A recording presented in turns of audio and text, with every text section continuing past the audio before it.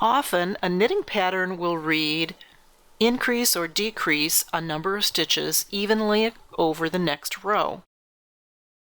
This is often used for gathers or when you're changing the stitch pattern and gauge within a knitted piece.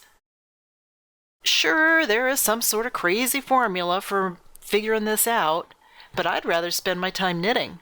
Use the Knitting Toolkit Gather's Formula tool to do the math.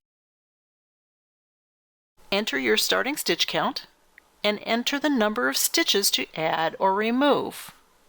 Follow the instructions for decreases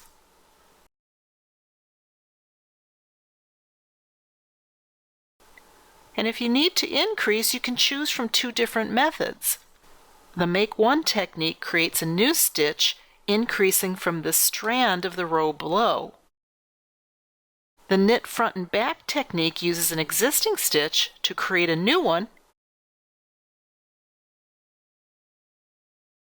With this tool, there's no more guessing about how to evenly position increases and decreases when you're working them across a row. Look for all of the tools in the Knitting Toolkit. It's the no math solution to help you customize your knitting.